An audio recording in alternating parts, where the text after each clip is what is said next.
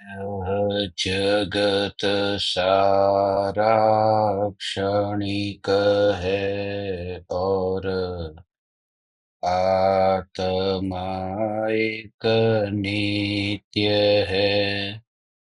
आत्मा का अनुभव बस एकमात्र नित्य है।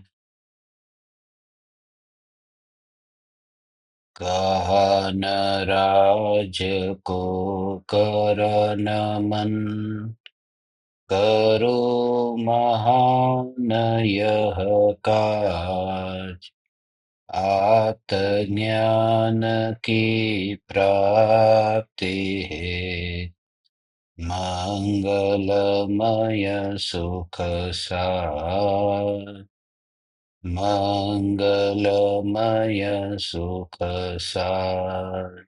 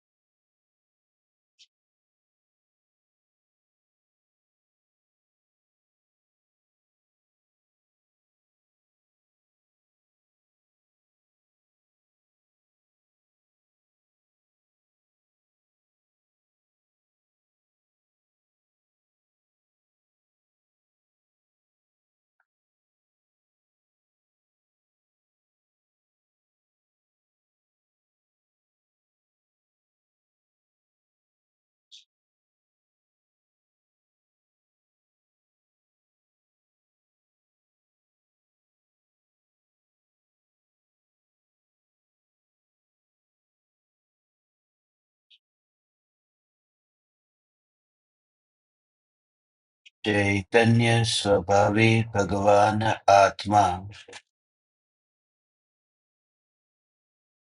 स्वयं ही चैतन्य समय सार है।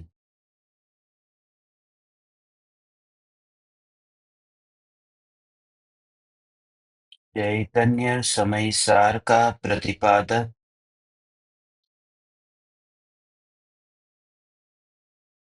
ग्रंथाधिराज समय सार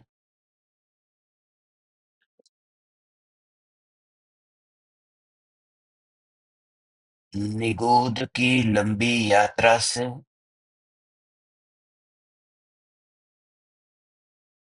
सिद्धपुर की अनंत की यात्रा तक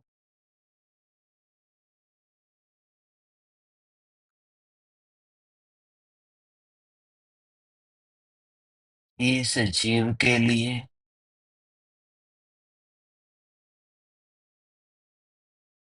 एकमात्र लाठी का सहारा है।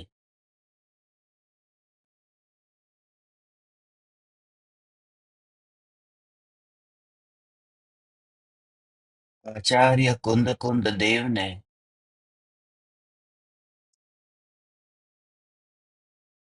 समय सार में भगवान आत्मा का स्वरूप समझाया है, जो सम्यक दृष्टियों की दृष्टि का विषय है। जिस भगवान आत्मा में अपनापन होते ही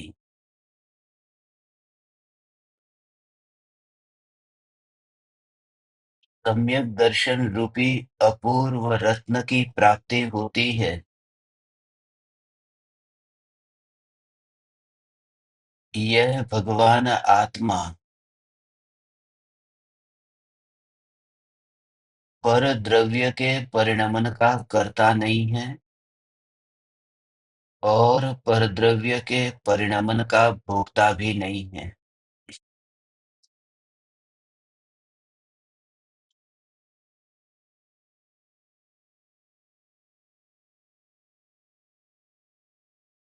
जब प्रत्येक द्रव्य में परिणमित होने की अनंत शक्ति है, तो उन्हें आत्मा के ज्ञान आदि अनंत गुणों पर पराधीन होने की आवश्यकता क्या है?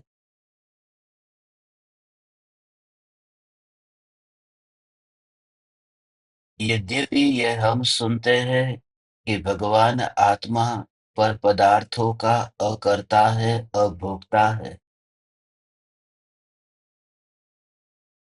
मगर जब तक उपयोग भगवान आत्मा में अभेद होकर परिणमित नहीं होता, जब तक अपूर्व निर्विकल्प ध्यान का अनुभव नहीं होता, तब तक कर्तृत्व बुद्धि छूटती ही नहीं।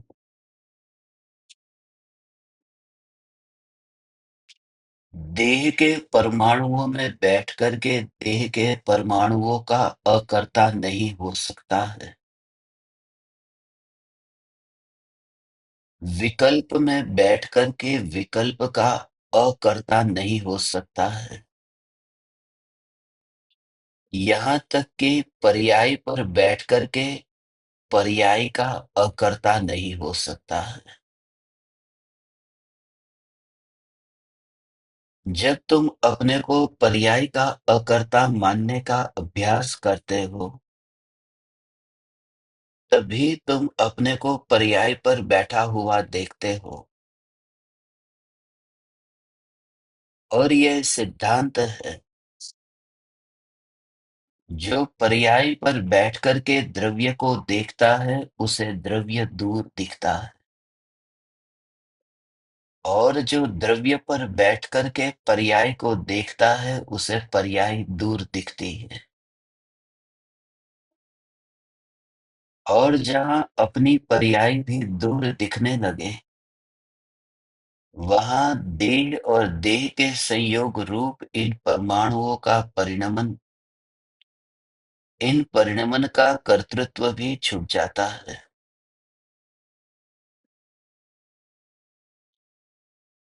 जैसे भगवान आत्मा तीन लोक के प्रत्येक प्रदेश पर परिभ्रमण कर रहा है, ऐसे ही इन पुद्गल परमाणुओं का है। ये पुद्गल परमाणु भी तीन लोक में भ्रमण कर रहे हैं। जो परमाणु अभी यहाँ पर अधोलोक में हो और फिर कुछ समय बाद वह ऊर्ध्वलोक में हो, तो उसमें आश्चर्य नहीं। एक परमाणु ऐसी यात्रा कर सकता है, एक समय में अधोलोक से लेकर के ऊर्ध्वलोक की यात्रा कर सकता है। उस परमाणु में उसमें इतनी शक्ति है, और आत्मा के किसी भी विकल्प का कोई भी उसमें कर्तृत्व नहीं है। ये देह के परमाणु तो माध्यम है।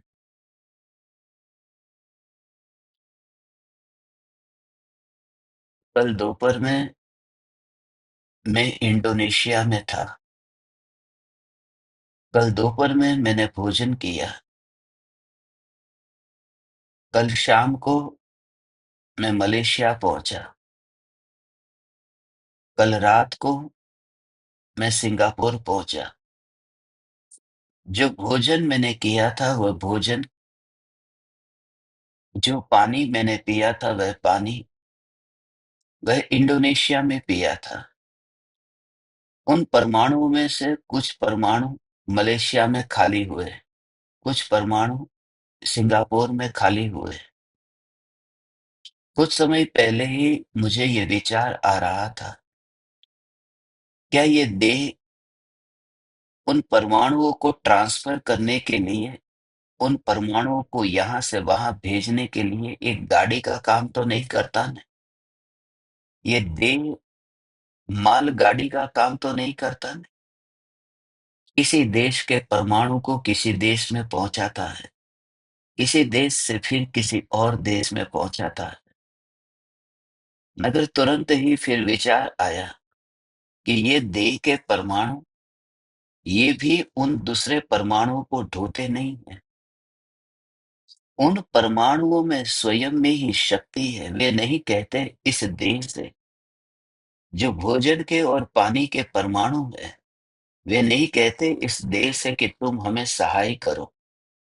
वे परमाणु भी उन्हीं परमाणुओं की योग्यता के अनुसार गति करते हैं।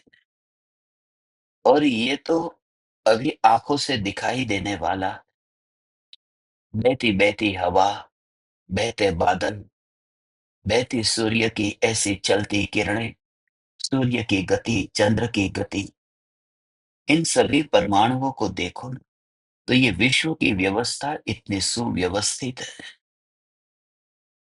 मगर वह सुव्यवस्थित व्यवस्था वह भी हमें अव्यवस्थित लगती है, क्योंकि सुव्यवस्थित व्यवस्था जिस ज्ञान में झलकती है, उस ज्ञान की अवस्था को यथार्थ रूप में समझा नहीं है। यहाँ क्या है? यहाँ ज्ञान है। यहाँ अनुभव किसका हो रहा है? यहाँ ज्ञान का अनुभव हो रहा है। और उन परमाणुओं को परिणमित करने का कर्तृत्व का भाव भी छूट जाएगा।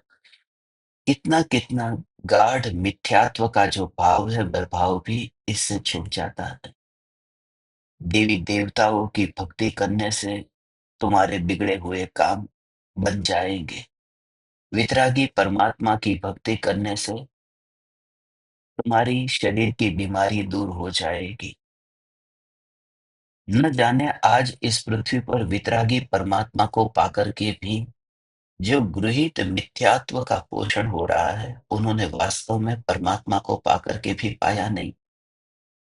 इतने जैनियों के घर में जाकर के देखा है, जहां पर वे हाथ में डोरा और धागा बांध करके रखते हैं। न जाने घर में कितनी कितनी देवी, कितनी देवी और कितनी कितने माता जी, न जाने कौन कौन से तस्वीर, मूर्ति। मैं किसी का नाम लेना नहीं चाहता, किसी देवी का, किसी माता जी का, किसी का नाम लेना नहीं चाहता। मगर जिसने धर्म को रंच मात्र भी यदि समझा हो, भगवान के सामने हाथ जोड़ करके वितरागी भगवान की पूजा तो करते हैं, मगर फिर देवी देवता को पूजना भी बंद होता नहीं। और वहां पर एक भाव कि वितरागी भगवान तो कुछ करते नहीं, उन्हें तो करने का विकल्प आता नहीं है। रागी देवी देवता कुछ करते हैं। लाओ रागी देवी देवता की भक्ति करो। कभी हमें संकट आएगा तो रागी देवी देवता मदद करने आएंगे। मगर जरा विचार करो कि जब पद्मावती और धर्मेंद्र पार्श्वनाथ मुनिराज की रक्षा के लिए आए थे, क्या पार्श्वनाथ मुनिराज ने देवी देवता की पूजा की थी? क्या पार्श्वनाथ मुनिराज ने देवी देवता की ओर आंख उठाकर भी देखा था? क्या पार्श्वनाथ मुनिराज ने किसी प्रकार से ये इच्छा की थी कि कोई रक्षा करने आए? और यहाँ तक कि जब वो धर्मेंद्र और पद्मावती पार्श्वनाथ मुनिराज की रक्षा के लिए आए, तो पहले से ही इतने पत्थर क्यों बरसाने दिए? पहले से ही क्यों न घमंड को रोक दिया?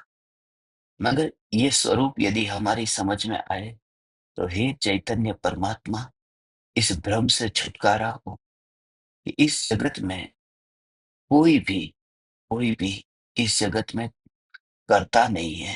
कोई भी इस जगत में विश्व की व्यवस्था में हस्तक्षेप करता नहीं है। ये 100वीं गाथा, आज समय सार की 100वीं गाथा, शत प्रतिशत कर्तृत्व के बोझ से मुक्त करने के लिए ये गाथा बहुत उपयोग में आएगी। हमने पिछले 3 सत्संग से इन 3 गाथाओं पर थोड़ी चर्चा की है। आज ये 100वीं गाथा है। हमारे समय सार की ये शताब्दी है।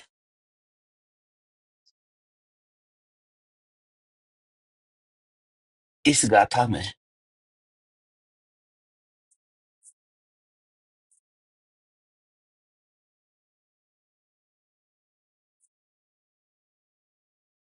आत्मा घट को नहीं करता, पट को नहीं करता और शेष अन्य द्रव्यों को भी नहीं करता, किंतु जीव घट पट को करने के विकल्प वाले अपने योग और उपयोग का कर्ता अवश्य होता है।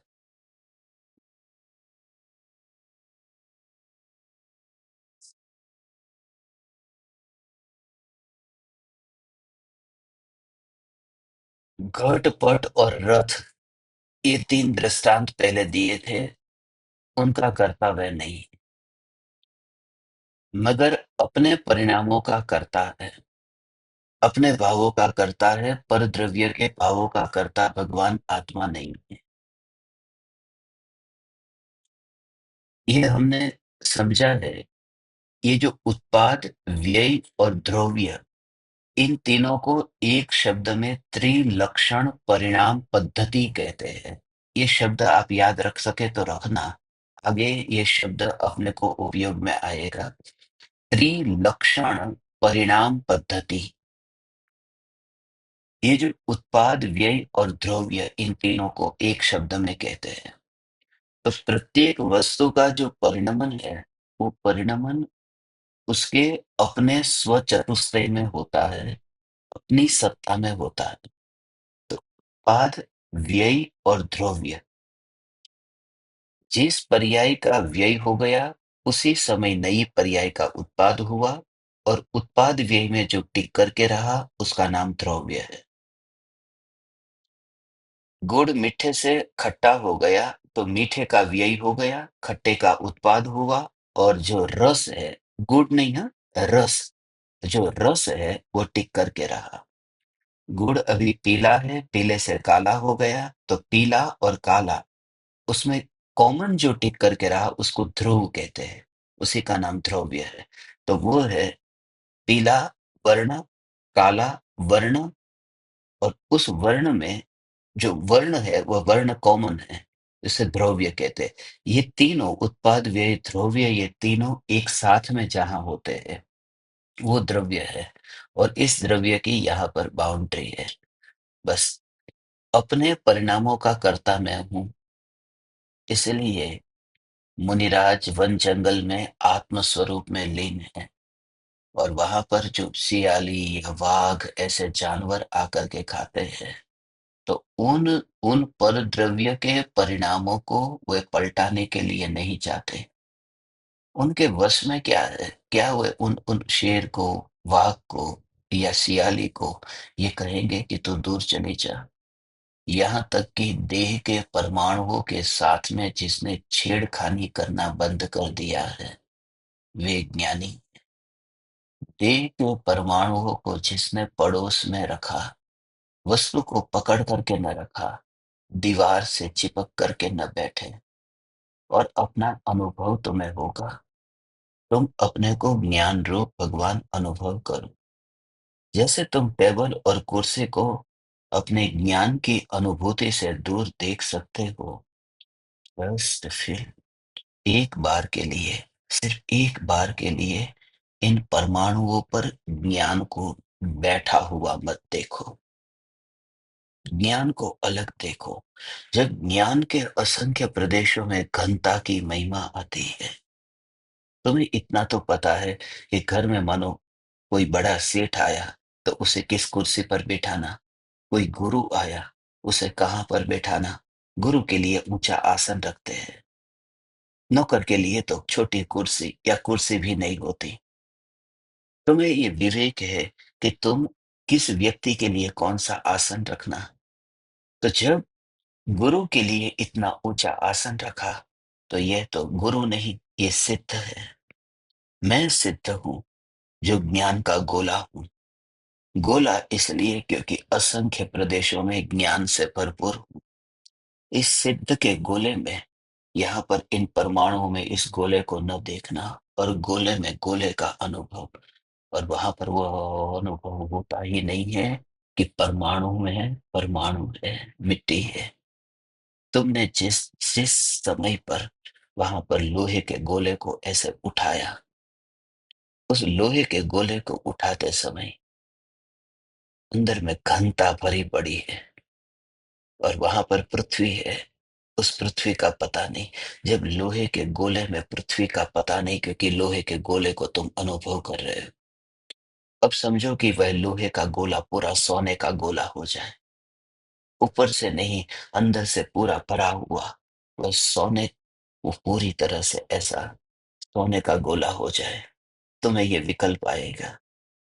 लोग अफ्रीका से कितनी हीनता का ऐसा करते, अफ्रीका, बिल्कुल ऐसा देश, ऐसे लोग, काले लोग हैं अफ्रीका में।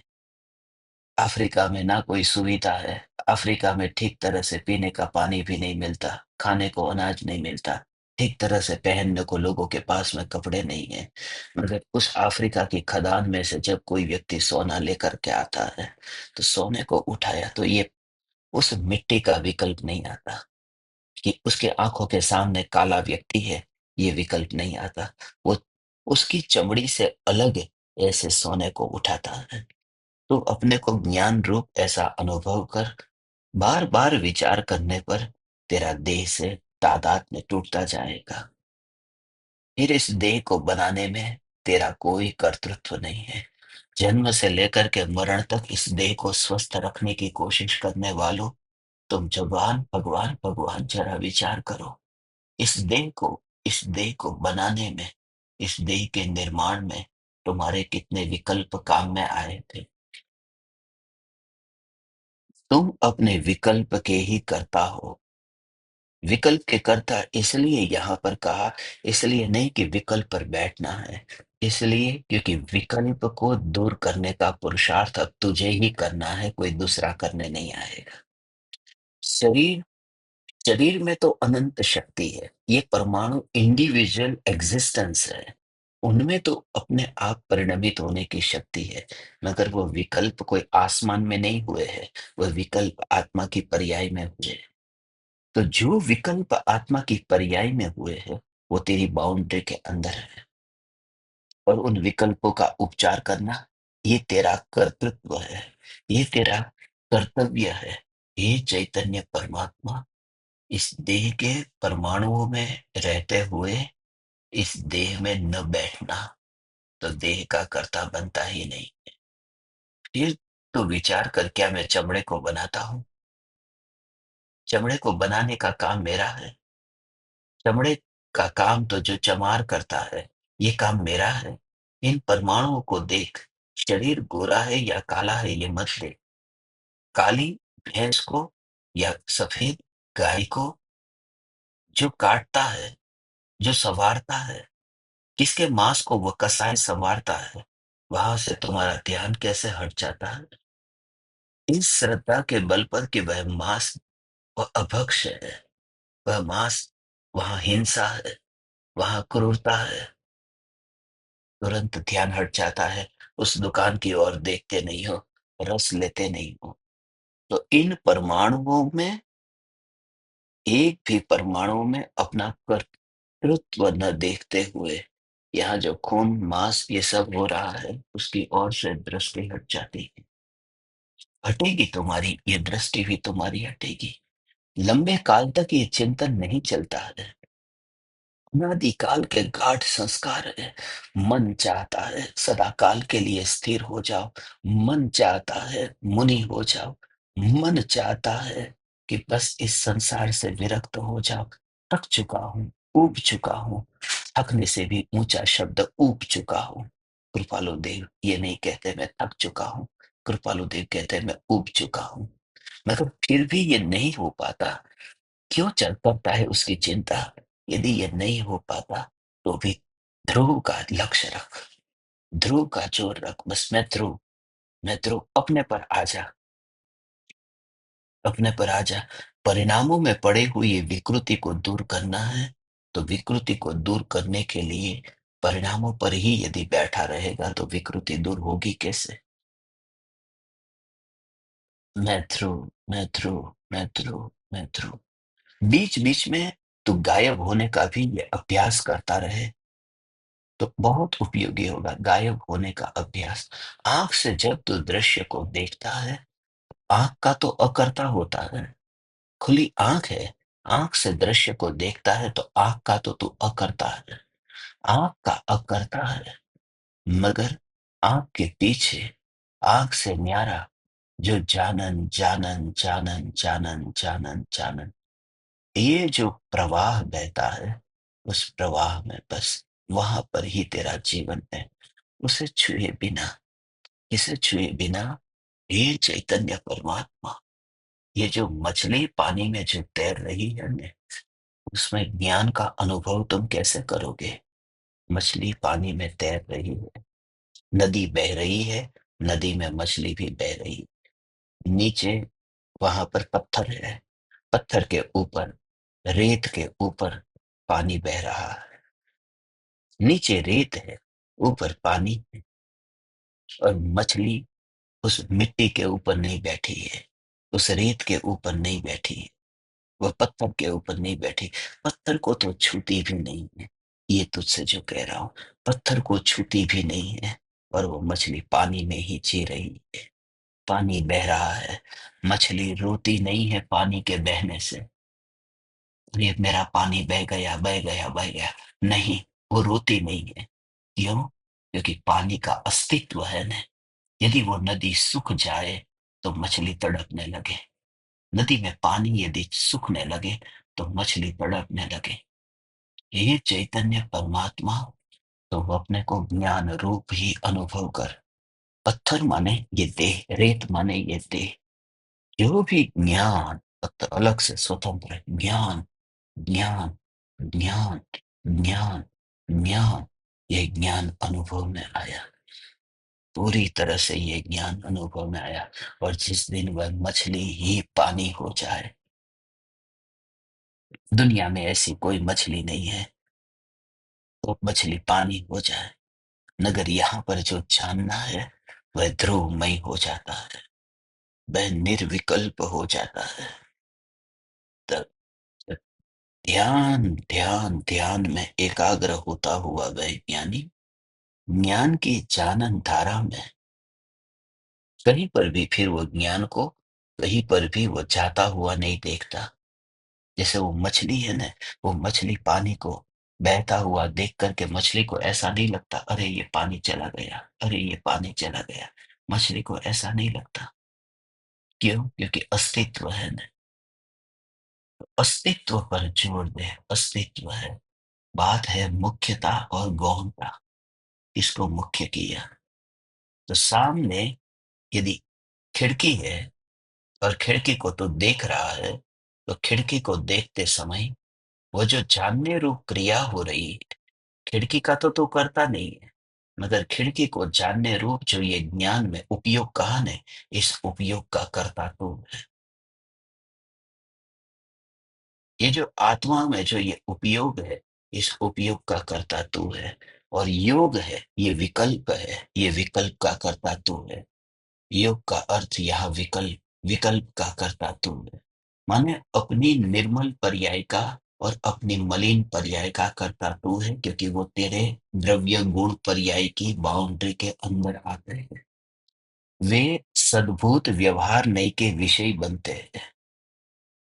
शरीर, द्रव्य कर्म और शरीर के संयोग। शरीर और द्रव्य कर्म तो अनुपचरित असद्भुत व्यवहार नहीं का विषय है, मगर शरीर के संयोग में घर, पुत्र, गाड़ी, मोटर, बंगला आदि, ये सब उपचरित असद्भुत व्यवहार नहीं के विषय है। मगर सद्भुत में जो सत्ता में है, वो सत्ता में जो है वो अपने उत्पाद वे द्रव्य में। देह के अनंत परमाणुओं में अपना परिणमन नहीं दिखता। जो ज्ञान जानता है, उस जानने रूप परिणमन में अपने अस्तित्व को देखना, ये उपयोग उपयोग में ही है। तो फिर तुझे भटकता हुआ उपयोग कहीं नहीं दिखता। आंख समुद्र को देखती है ना, तो समुद्र को देखती हुई आंख हमें लगता है कि देखो, समुद्र को देखा, इधर नगर को देखा, फिर आंख ऐसे घूम गई और फिर समुद्र को देखा। पहले नगर को देखती है, फिर समुद्र को देखती, आंखें ऐसे घूमती है। मगर तुम्हें एक समय के लिए भी ऐसा लगता है कि मेरी आंख मेरे शरीर में से बाहर निकल गई? क्योंकि शरीर का अंग शरीर को छोड़ करके बाहर जाएगा कैसे? वो शरीर के साथ में अभेद है। यदि वो शरीर के साथ में अभेद नहीं होती, तो ये देखना भी नहीं होता। आँख को यहाँ से निकालो और अकेली आँख पड़ी हो, तो वो समुद्र को नहीं देखेगी, नगर को नहीं देखेगी। ये आँख जो समुद्र को भी देख रही है, नगर को भी देख रही है, वो पहले तो ये सिद्ध करना कि ये जो आँख है, ये आँख ये शरीर के साथ में अभेद है। ये जो जानना हो रहा है, उस जानने का ज्ञान के साथ में अभेद बना है। फिर ये आँख बाहर निकल जाए तो 2 काम, एक तो आँख बाहर निकल जाए, तो यहाँ पर देखना ही बंद हो जाएगा। यहाँ ऐसे ही यदि ये ज्ञान है, ये ज्ञान आत्मा में से दूर हो जाए तो आत्मा जड़ हो जाएगा, जो अनादि से नहीं हुआ। इसलिए आँख शरीर में से बाहर निकलती नहीं। दूसरी बात कि आँख अपने में रहते हुए, अपने में अलग-अलग दृश्य को देखती होने पर भी वह अपनी सत्ता में स्थित है। एक एक उसमें अलग नहीं है। जैसे ये एक आँख है, अलग-अलग दृश्य को देखा कि पहले समुद्र को देखा, फिर नगर को देखा, फिर जहाज को देखा, फिर मछली को देखा। ऐसे आँख देखती मगर आँख कितनी हो गई? उसकी संख्या, वो तो आँख एक है ना। तो अलग-अलग दृश्य के बदलने पर भी उसका अस्तित्व तो एक है। तो अपने को ज्ञान रूप ऐसे अनुभव करो। भले ही ये ज्ञेय कोई भी बदलते हो, और ये आँख की बात नहीं है, ये कान की भी है, ये चमड़ी की भी है, ये जीभ की भी है। रोटी तूने उठाई और जीभ पर आई, तू इतना अलिप्त अनुभव करेगा भगवान, तू सिद्ध सिद्ध सिद्ध, तो जैसे सिद्ध यहाँ पर ही सिद्ध है। कोई ऊर्ध्व लोक में जाकर के कोई सिद्ध नहीं हुआ है। इतनी बात तो याद रख। जितने भी जीव सिद्ध हुए हैं, वे मध्य लोक में हुए हैं, मध्य लोक में सिद्ध हुए हैं। ऊपर जाकर के कर्मों को नहीं छोड़ा था, ऊपर जाकर के देह को नीचे नहीं फेंका था। सात राजू सिद्ध शिला पर अपना सेटिंग वहां पर करके बैठ गए और फिर परमाणु को नीचे नहीं छोड़ा था। वे परमाणु यहाँ पर ही छूट गए थे, वो शरीर इधर ही छूट गया था।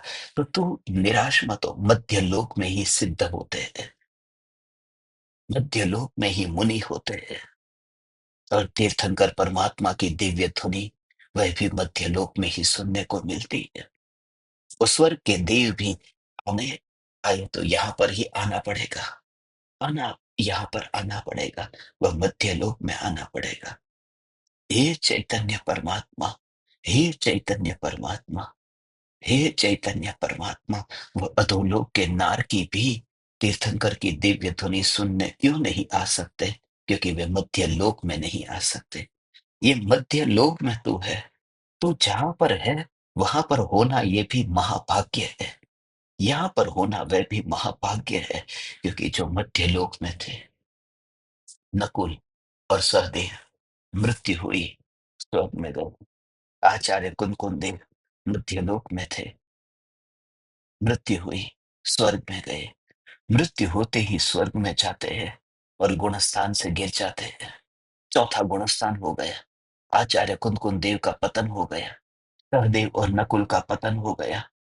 तुम जरा विचार करो भगवान, ये जहां पर हम यहाँ बैठे हुए हैं ना, ये भी इतना इतना इतना इतना महापुण्य का उदय है।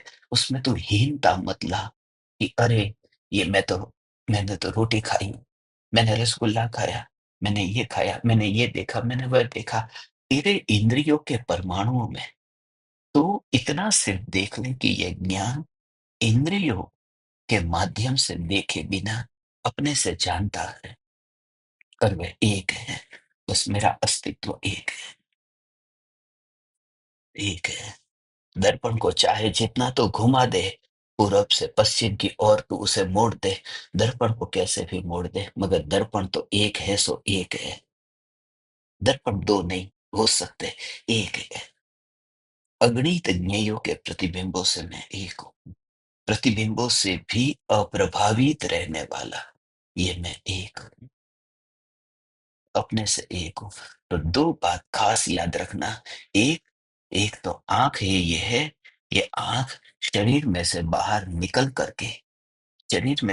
निकल करके वस्तु को नहीं देखती, वो शरीर में रहते हुए ही देखती है, इसलिए आँख कहीं भटकती ही नहीं है। जो कहते हैं ना, अरे तुम्हारा उपयोग कहाँ भटक रहा है? तो मेरी बात को ध्यान से सुन रहे हो सब लोग? तुम्हारा उपयोग कहाँ भटक रहा है? जब तुम ये सुनो कि तुम्हारा उपयोग कहाँ भटक रहा है, उस समय भी तुम्हें ये जागृति हो। ये आँख जैसे शरीर में से बाहर निकल करके कहीं भटकती नहीं है, ऐसे ही उपयोग आत्मा को छोड़ करके कहीं भटकता नहीं है।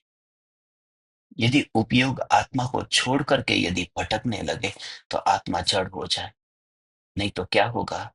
सबसे बड़ी बात क्या होगी कि जो ज्ञान ज्ञ को जानने से ज्ञ के पास यदि चला जाए, तो पूरी विश्व की व्यवस्था ही नहीं रहेगी, क्योंकि अलोकाकाश है। अलोकाकाश में भी ज्ञान चला जाएगा।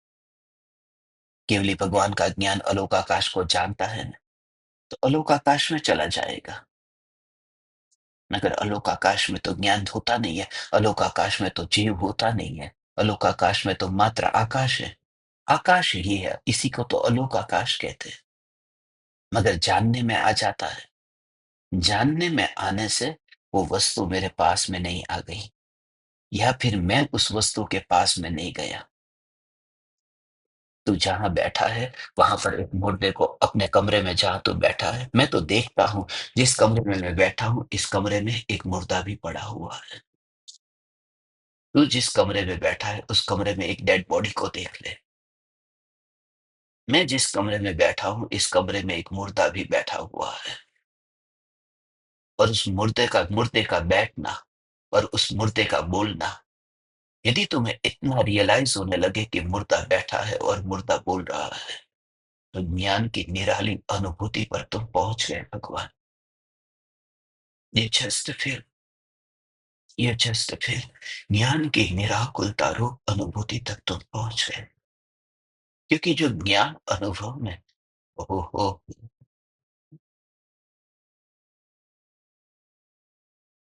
ज्ञान ज्ञान ज्ञान ज्ञान ज्ञान, और परमात्मा ऐसा काम नहीं करता। ये काम सिद्धों का नहीं है। जब तीर्थंकर परमात्मा ऐसा काम नहीं करते, क्या तीर्थंकर परमात्मा किसी को अग्निदाह देने जाते हैं? क्या तीर्थंकर परमात्मा किसी को दफनाने के लिए जाते हैं? क्या तीर्थंकर परमात्मा अपने देह के अनंत परमाणुओं को, जो कपूर की भांति, जो ये अनंत परमाणु, उन अनंत परमाणुओं को उड़ाने जाते हैं? जब तीर्थंकर परमात्मा ये काम नहीं करते, तो सिद्ध परमात्मा कैसे करेंगे? सिद्ध तो नीचे गिरते ही नहीं, सिद्ध तो नीचे उतरते ही नहीं है। नीचे कैसे उतरेंगे सिद्ध? मैं तुमसे जो कह रहा हूं, उसका भाव यह है, ये मुर्दा पड़ा है और इसकी अंतिम विधि होगी। कुछ साल के बाद में हो, कुछ महीने के बाद में हो, क्या फर्क पड़ता है, जब मुर्दा मुर्दा ही है तो। और इतनी जागृति कि सिद्ध अग्निदाह देने नहीं आते, सिद्ध दफन विधि करने नहीं आते। तो मैं सिद्ध मात्र, और इस देह की पकड़ छूट जाती है। इस देह को तो ढोता ही नहीं है, फिर वह मोटा हो, पतला हो, स्त्री का, पुरुष का, मुर्दे में भेद क्यों करता है? कितनी लकड़ी की जरूरत पड़ेगी? थोड़े दिन से वजन घटता जा रहा है, कम लकड़ी की जरूरत पड़ेगी। उतनी लकड़ी कम जलाने के लिए, मगर जलाने के लिए उतनी लकड़ी कम। तुझे तो जलाना नहीं है, तुझे तो कुछ करना नहीं है ना। वो तो दुनिया करेगी, जो करेगी सो करेगी। तुझे अपने शरीर को थोड़ी जलाना है, दुबला पतला शरीर तेरा हो गया है तो। और मोटा शरीर है तो ज्यादा लकड़ी की जरूरत पड़ेगी, मगर तुझे तो जलाना नहीं है। तो इस देह का अभी से ऐसे अकर्ता अपने को देखता है भगवान। मात्र ज्ञान तक ही अपना विस्तार फैला हुआ देखता है। आंखों में नहीं, कानों में नहीं, नाक में नहीं, जीभ में नहीं, चमड़ी, कहीं पर भी नहीं। ज्ञान ज्ञान ज्ञान ज्ञान ज्ञान ज्ञान ज्ञान ज्ञान ज्ञान, अपनी वस्तु को उठा करके लेकर के तू चला गया। बस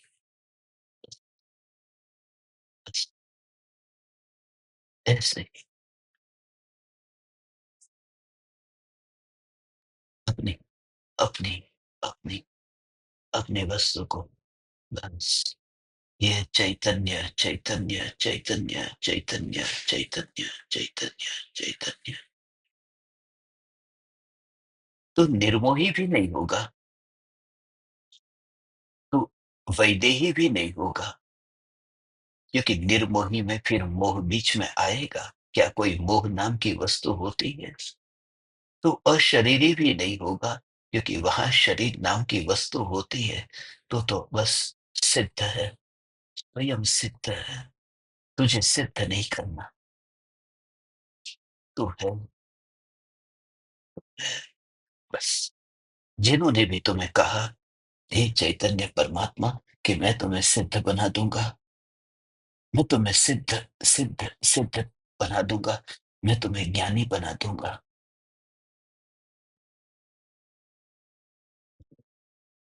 नहीं। कौन तुम्हें ज्ञानी बनाएगा? कौन बनाएगा तुम्हें ज्ञानी? सिद्ध परमात्मा को कोई सिद्ध परमात्मा बनाए? जरा विचार करो, तुम उस रूप में अपने को अनुभव करो। सिद्ध परमात्मा लोकाग्र शिखर पर है, परिपूर्ण है। उस परिपूर्ण सिद्ध परमात्मा के सामने कोई विद्वान जाकर के उपदेश देने लगे कि मैं आपको सिद्ध परमात्मा बना करके ही रहूंगा, कैसा लगेगा? जैसे तुझे पर्याय में ऐसा लगता है ना, द्रव्य स्वभाव से तू ऐसा ही है। मैं तुझे बोध नहीं दे रहा हूं, मैं तुझे सिद्ध नहीं बना रहा हूं। तू सिद्ध है, तू सिद्ध है। क्योंकि जब आंख में से कण गिर जाता है ना, आंख ही जब स्वस्थ हो जाती है, तो सभी परमात्मा में फिर मैल दिखता ही नहीं है। परमात्मा, परमात्मा, परमात्मा। क्योंकि उतना स्पेस, उतना टाइम भी तेरे पास में नहीं है। तेरे पास में एक समय है, अगला समय तो अभी आया नहीं है। बीता हुआ समय वापिस लाया जा सकता नहीं है। अभी वर्तमान का एक समय है, और एक समय में इस उठती ज्ञान की तरंग में तूने ज्ञान मात्र का अनुभव किया। टाइम रहा कहाँ? किसी को राग करूं, द्वेष करूं, मोह करूं, माया करूं। एक समय का जो ये व्यक्त ज्ञान है, उस व्यक्त ज्ञान में तूने परिपूर्णता का अनुभव कर लिया। बस परिपूर्णता का अनुभव। पर का कर्ता बनने के लिए जाने की जरूरत भी कहाँ रही। सिद्ध नीचे गिरते नहीं है, सिद्ध आमंत्रण देते नहीं है। मैंने आप ज्ञान दीपकों को, आप परमात्माओं को कहा कि तुम चिंता मत करना, मैं तुम्हें एक बार मोक्ष तक ले जाऊंगा। सच कहता हूं, मैंने तुम्हारे सामने कभी झूठ नहीं कहा, प्रामाणिकता से बात कही। जो कही वह सच्ची बात कही, प्रामाणिकता से कही। एक बार और प्रामाणिकता से आज मैं इस सिद्धपुर की, सिंगापुर की धरती से तुम्हें प्रामाणिकता से एक और सत्य कह दूं कि सचमुच मैं तुम्हें सिद्धपुर नहीं ले जाऊंगा, मैं तुम्हें मोक्ष नहीं ले जाऊंगा। कहाँ है मोक्ष? कैसा है मोक्ष? सत्ता तो वही है ना, तू वही है, तू सिद्ध है। और जिसने तुझे वादा किया कि तुझे सिद्ध ले जाएगा, वह भी सिद्ध नहीं है। वह भी कड़ी है, जंजीर है। जंजीर के साथ में बंधा हुआ, जंजीर से मुक्त करने की बात करे, ये ठीक नहीं है। नहीं भगवान, मैं तुम्हें न सिद्ध पहुंचाऊंगा, न सिद्धपुर ले जाऊंगा, न तुम्हें मोक्ष ले जाऊंगा। मैं तुमसे कहता हूं, तू है बस। तू अपने में ही परिपूर्ण है, अपने में इतना परिपूर्ण है, तुझे मस्तक झुकाने की जरूरत नहीं है। तेरा मस्तक सदगुरु को नहीं चाहिए, क्योंकि सदगुरु ने उस मस्तक से कोई अपेक्षा नहीं रखी। तो जिन चरणों में ते ज्ञानी ना चरण मा, ओ वंदन अगणित। जिन गुरु के चरण में तू अनंत वंदन करता है, अगणित वंदन करता है, उस चरण से तो ज्ञानी ऊपर उठ गए हैं। जिन चरणों को भी ज्ञानी ने नहीं पकड़ा, वो तेरे मस्तक को क्यों पकड़ेंगे? तो मस्तक जो झुका रहा है, उस मस्तक को क्यों पकड़ेंगे? इस दुनिया में बहुत से मुर्दे होते हैं, मुर्दे के ऊपर मुर्दे। मैंने कहीं देख लिया ऐसा, पूरी शहर में, वो जो स्वर्ग द्वार नाम के स्मशान में मैंने देखा, 2 मुर्दे पास-पास में पड़े हुए थे। ऐसे कतार से थे। तो एक मुर्दे का जो पैर था, वो दूसरे मुर्दे के सिर के ऊपर लग रहा था। सीधा ऐसे मुर्दे कतार में, ढेर सारी लाशें वहां पर। तब मुझे ये विचार आया कि जिसका पैर किसी के सिर के ऊपर है, किसी का सिर किसी के पैर के ऊपर है, जिसका सिर है और जिसका पैर है, जिसका पैर है उसका आदर हो गया न, जिसका सिर है उसने आदर कर दिया न। पास पास में डेड बॉडी पड़ी हुई है। जिस दिन तुझे ऐसा लगना शुरू हो जाए, तूने मस्तक परम कृपालु देव के चरणों में झुकाया, तुझे एहसास हो कि एक मुर्दा दूसरे मुर्दे से थोड़ा पास में आ गया। मगर मैं सिद्ध, तब कृपालु देव खुश हो गए। तब कृपालु देव को एहसास होगा कि मैंने जो आत्म सिद्धि, जो सिद्ध का स्वरूप तुझे समझाया था, तूने समझ लिया भगवान। कोई भी सदगुरु, कोई भी सदगुरु होगा, तो वो हमेशा यही कहेगा कि तू, तेरा मस्तक जब, मस्तक तो तू झुकाएगा, मस्तक तो तेरा झुकाएगा नहीं, मस्तक तो झुक जाएगा। मस्तक तो झुक जाता है। ये बात नहीं है कि मस्तक नहीं झुकता है, बात यह है कि झुकाने वाला वहां मर जाता है। तो झुकाने वाला था, वह मोह था। झुकाने वाला था, वह विकल्प था। वह विकल्प वहां मर जाता है। हे ज्ञान दीपक, सिद्धपुर की इस धरती से, इस सिंगापुर की इस धरती पर मुझे यहाँ पर ही 100 गाथा पूर्ण करने के लिए आना था, क्योंकि सिद्ध परिपूर्ण है। और कुछ दिन पहले ही हम सिंगापुर सेंचुरी सेलिब्रेट करने आए थे।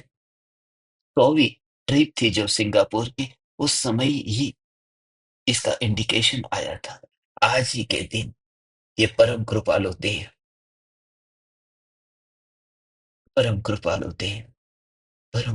देव, आत्म सिद्धि शास्त्र, परम कृपालु देव, हे परम कृपालु देव, ये स्वरूप, सिद्ध स्वरूप, सिद्ध स्वरूप, सिद्ध स्वरूप, ये सिद्ध स्वरूप,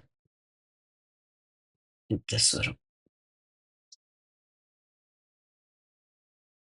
सिंगापुर हो या सिद्धपुर हो,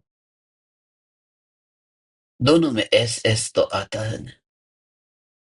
आज का दिन भी एबीसीडी में 19वां अक्षर एस है, और आज 19/2 का दिन है। आज का दिन, ये 2/19 का दिन है, 2/19 का दिन है।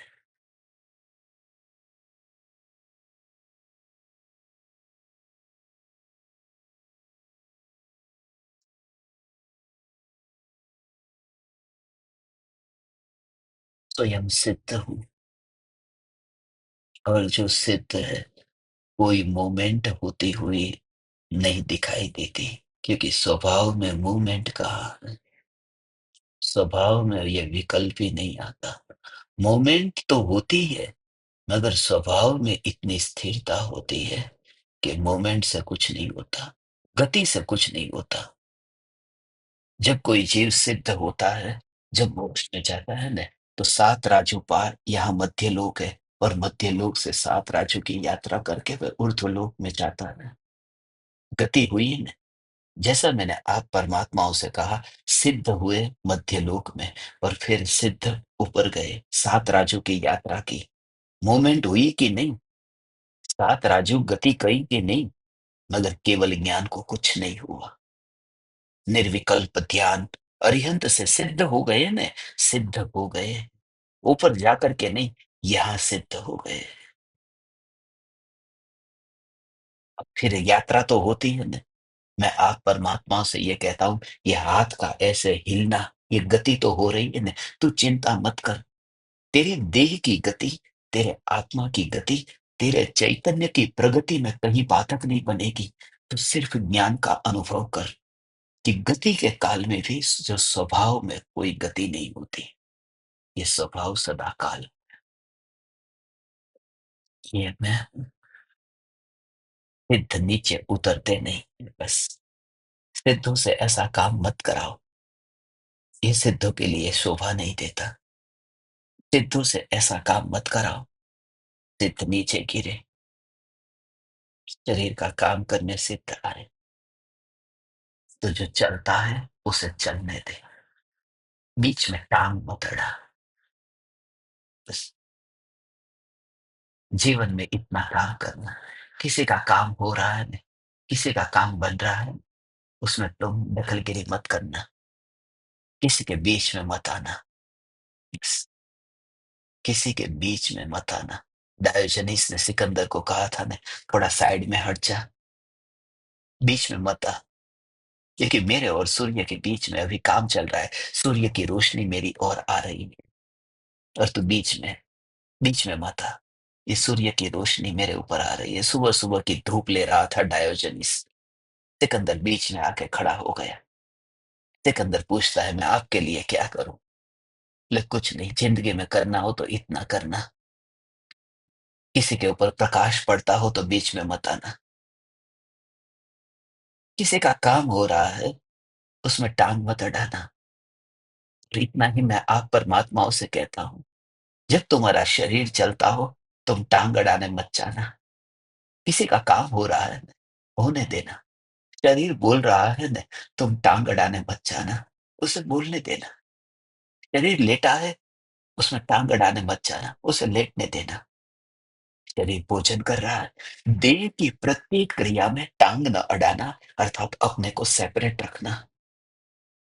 यही धर्म है, यही धर्म है। अपने को सेपरेट रियलाइज करो, बस उसमें टांग मत अड़ाओ, उसमें टांग मत अड़ाओ। उसके बीच में ना आना। तो उस दिन से तुम देख पाओगे कि शरीर तो चल रहा है और तू वहां नहीं है।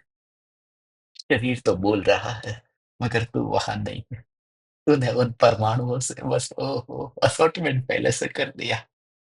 ये असॉर्टमेंट पहले से कर दिया। ऐसा असॉर्टमेंट असॉर्टमेंट पहले से कर दिया। हे चैतन्य परमात्मा, हे चैतन्य परमात्मा, ये असॉर्टमेंट पहले से कर दिया।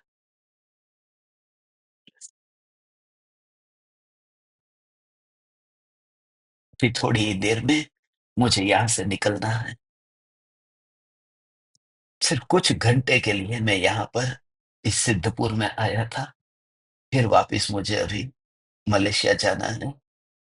आज रात को मुझे पहुंचना है। मुझे बस कल शाम को तो मैं हैदराबाद पहुंच जाऊंगा, इंडिया आ जाऊंगा कल रात को तो। नहीं, तुमसे ये क्यों कह रहा हूँ? मैं इसलिए कह रहा हूँ क्योंकि अभी मुझे तात्कालिक निकलना है, और तात्कालिक निकलना था ने, मैंने अपने बैग में अपने कपड़े रख दिए, बैग में मैंने अपना भोजन जो बाहर निकाला था वो रख दिया, अपने बैग में सब सामान रख दिया। यहाँ का बेड, यहाँ का तकिया, यहाँ का टीवी, ये सब अलग पड़ा है और बैग अलग पड़ा है। क्यों मालूम है? क्योंकि सत्संग के तात्कालिक बाद निकलना। कहीं लेट चेकआउट करने में चार्ज लग जाएगा, एक्स्ट्रा पैसा लग जाएगा। तात्कालिक में निकल जाऊं, सत्संग पूरा हो जाए, मैं तात्कालिक निकल जाऊं बाहर। पहले से उसको मैं तुमसे ये कहता हूँ, उसको असॉर्टमेंट कहते हैं। पहले से विभाजन करके रखा, इतना मुझे लेकर के यहाँ से जाना है जो मेरा सामान, और ये सब मेरा नहीं है, उसे यहाँ अलग से रख दिया है। पड़ा है यहाँ, रख भी क्या दिया। असॉर्टमेंट निकलना जब होगा तब निकलना होगा, मगर अभी से मैं निश्चिंत हूं क्योंकि पहले से असॉर्टमेंट हो गया है।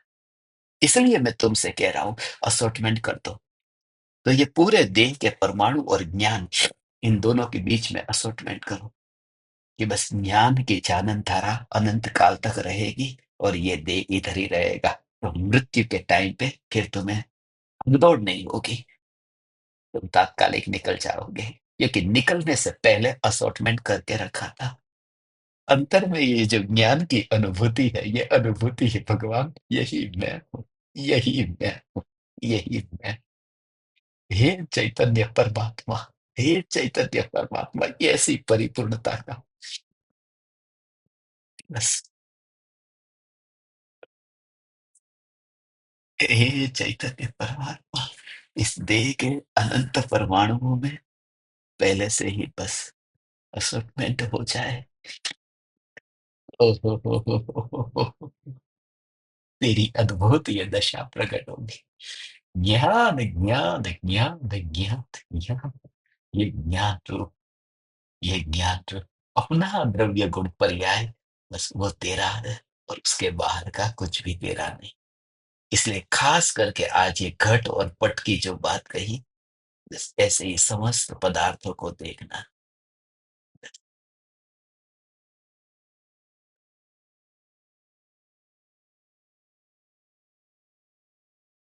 न इस देह में, कहीं नहीं।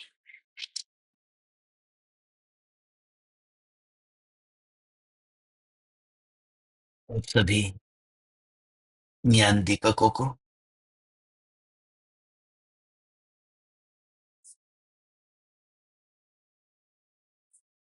निरंतर नित्य सत्संग करने आते रहते हैं। हे चैतन्य परमात्मा,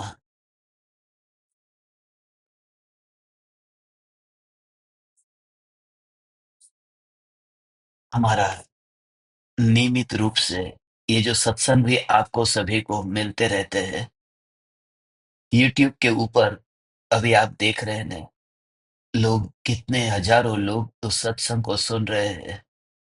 तुम भी इस सत्संग का लाभ लेना। अभी हमारा कितना 55 सत्संग अभी हमने पब्लिश कर दिए है ना। ये देखो, 53 नंबर का सत्संग है, वो भी पब्लिश हो गया, 54 भी हो गया, 55 हो गया। ये 2100 लोगों ने ये देखा, 2300 ने देखा। ये 55 नंबर का सत्संग हमारा, ये कल पब्लिश हुआ था। ये देखो, 2500 लोगों से ज्यादा लोगों ने, 2500 लोगों ने अभी 12 घंटे के अंदर, अभी 12 घंटे नहीं हुए, और 12 घंटे में 2500 लोग समय सार को यदि वो सुनते हैं, तो मैं भावना पाता हूँ कि कुछ ना कुछ अभी लोगों में रुचि जगी है। ये समय सार उनके अंतर को छू रहा है। हे चैतन्य परमात्मा, अभी तो परम कृपालु देव, ये जीवन परम कृपालु देव, बस परम कृपालु देव के लिए अर्पण है। गुरुदेव और परम कृपालु देव, और परम कृपालु देव कुंकुंद आचार्य को अर्पण है। इसलिए ये वाणी, ये समय सार सारी पृथ्वी पर पहुंचे, आप सभी उसका लाभ लेते रहे। अभी अपने पास में बीच में 15 मिनट का समय है, आपको थोड़ा 15 मिनट का गैप मिलता है तभी ज्ञान दीपकों के लिए। फिर आज मुझे समय नहीं मिलेगा पूरे दिन भर।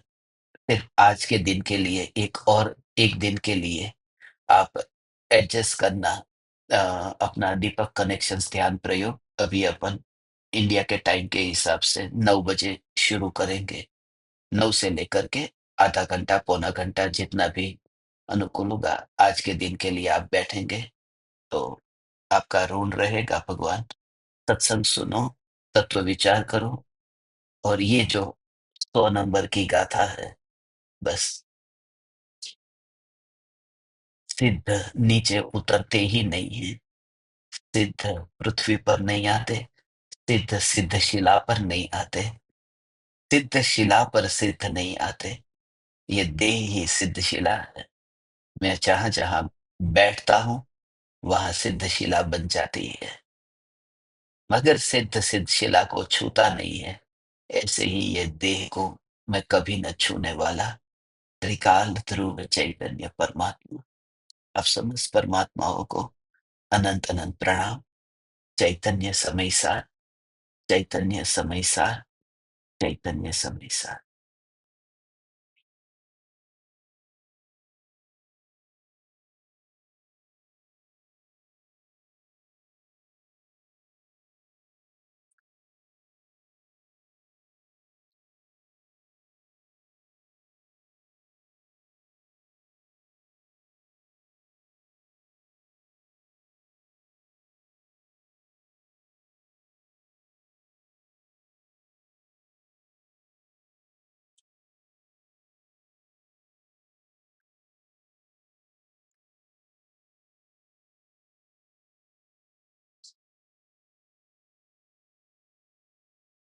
अहो अहो श्री सद्गुरु करुणा सिंधु अपार,